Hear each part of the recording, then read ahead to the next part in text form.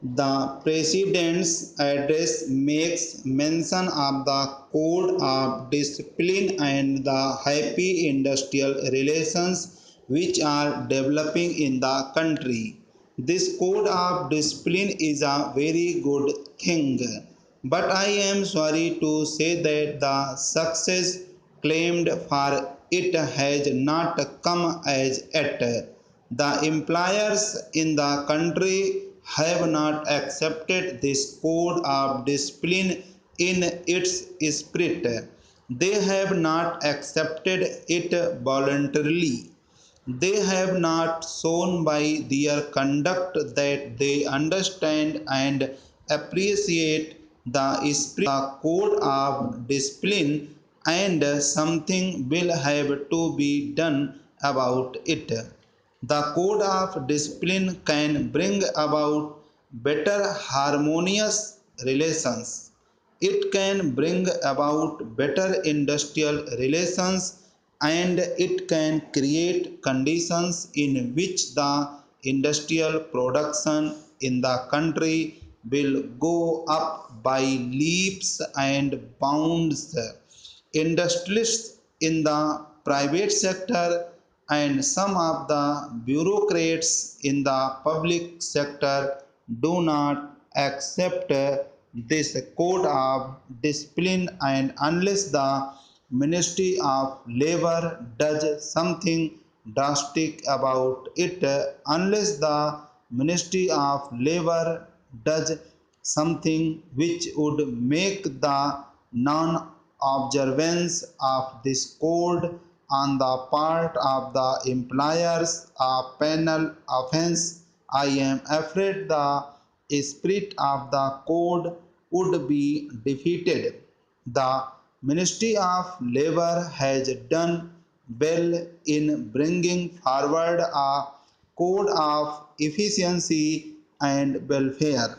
There is as yet not enough agreement on that code even from the labor's point of view. But I am sure efforts to further the acceptance of this code of efficiency and welfare will be continued, and if that is done, it will be a great help to industrial production in the country. In the matter of the bonus commission, sir, the progress made has been disappointing. It was early as January 2011 that the Honorable Labour Minister announced the appointment of the Commission.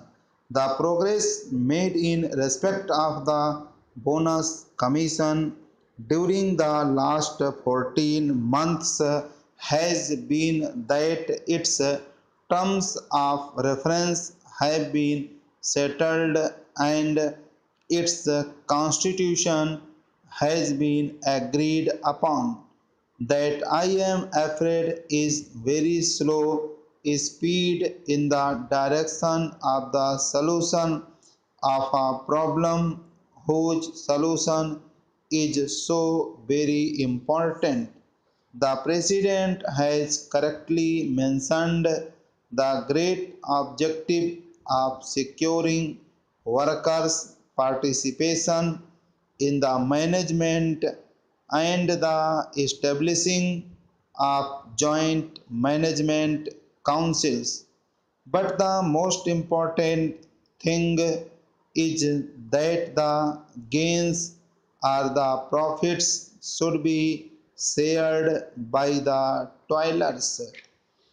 A share of produce of their toil should come back to those who toil.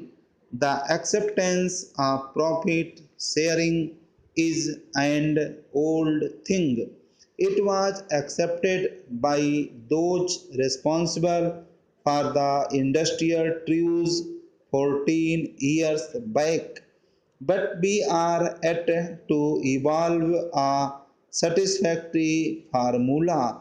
The full bench formula of the Labour Appellate Tribunal, repeatedly approved and endorsed by the orthodox judges of the Supreme Court, is no solution of the problem.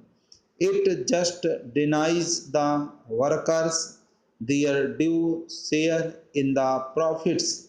It was because of this peculiar situation that the need of appointment of the bonus commission was accepted by all parties. But what we now find is that it has taken them 14 months to decide the terms of reference of the commission, and I do not know when we can expect its report. The members of the bonus commission should be directed by the government to find an early solution to this important problem.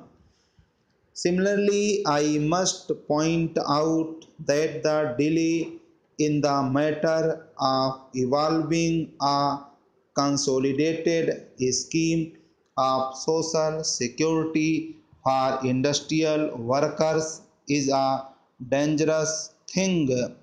We have today a number of social security schemes, but none of them looks after the workers in his old age.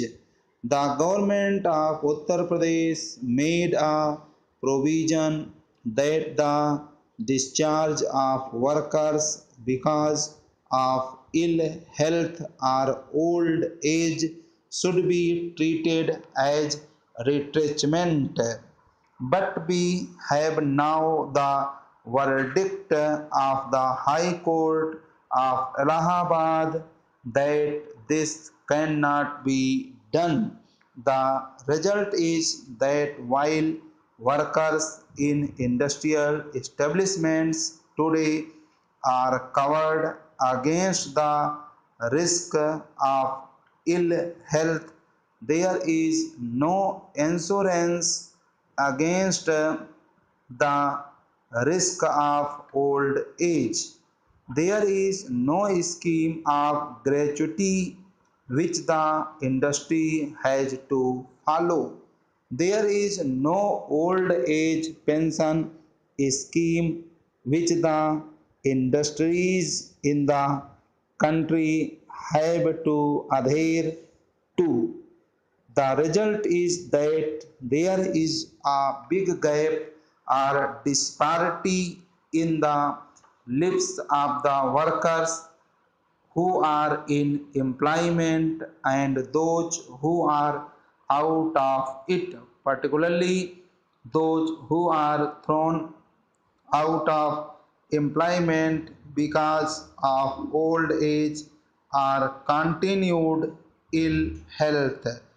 Therefore, something should be done about it as soon as possible, and there should be some sort of a scheme to see that the worker, after meritorious service to the industry, got at least the equivalent of a retrenchment relief when he retired due to old age or continued ill health.